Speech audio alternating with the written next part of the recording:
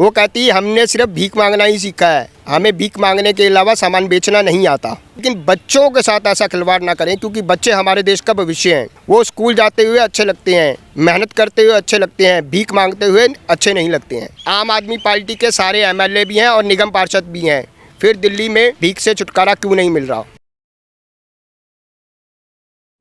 नमस्कार, मैं हूं आंचल मित्तल और आप देख रहे हैं तेज तर्रार।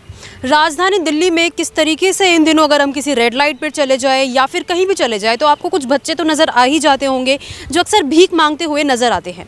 इस वक्त एक शख्स हमारे साथ मौजूद है जिनका इस पूरे वाक़ये को लेकर कुछ कहना है। इनका क्या कुछ कहना है, एक बार इन्हीं से जुड़ते हैं और जानते हैं। जी सर, आपका नाम? नमस्कार, मेरा नाम अमित कुमार है जी।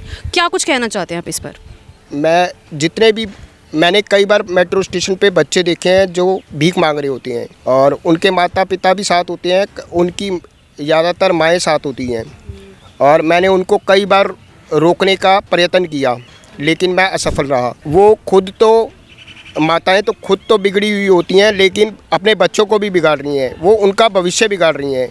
और इंडियन ये प्रिवेंटेशन बेगरी एक्ट 1960 के अनुसार ये अपराध है और इसको रोका जाना चाहिए। अच्छा, आपने मतलब जो आपने जैसे देखा, आप बता रहे हो आपने कई बार देखा है मेट्रो स्टेशन के नीचे, तो आपने इस चीज़ को लेकर कंप्लेंट करने की कोशिश करी? जैसे आपने बताया भी कि मैं कई बार CM साहब से और DCPCR से और दिल्ली पुलिस से भी इससे कई बार कंप्लेंट कर चुका हूँ। और पिछले 2 साल कौन से माध्यम से आपने कंप्लेंट की थी? By mail. मेरा मेल ID है maabharti.translation@gmail.com और इसके माध्यम से मैं पिछले 2 साल से लगातार भिक्षा मांगने वाले बच्चों को रोक रहा हूँ और इस समस्या को दूर करना चाहता हूँ। तो आपने उसके लिए बस अब कंप्लेंट्स करी हैं? आपने कहीं देखा भी हो उन बच्चों को और आपने उन्हें समझाने की कोशिश करी है, फिर आपने मतलब सिर्फ कंप्लेंट करी?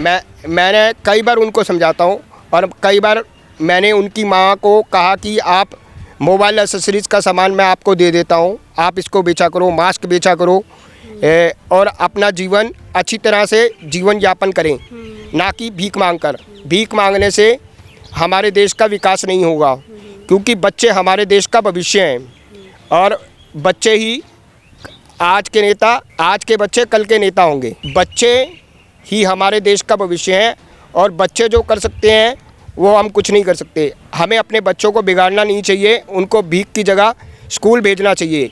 और मेरी पढ़े लिखे लोगों से भी अनुरोध है कि जहाँ कहीं भी ऐसी समस्या देखें, आगे आकर उन बच्चों को भीख ना देकर, पैसे ना देकर उनको शिक्षा के लिए प्रोत्साहित करें और शिक्षा के लिए समझाएं। जय हिंद, जय भारत। मैं आपसे पूछना चाह रही थी कि जैसे कि आपने बताया कि आपने उनकी माँ को जाके भी बोला था कि बच्चों से इस तरीके से भीख ना मंगवाएं, तो उनका जवाब इस चीज़ पर क्या था? उन्होंने मतलब कैसे रिएक्ट किया? उन्होंने आपने जो चीज़ें ऑफ़र की थी बेचने के लिए वो ली या फिर कुछ और बोला?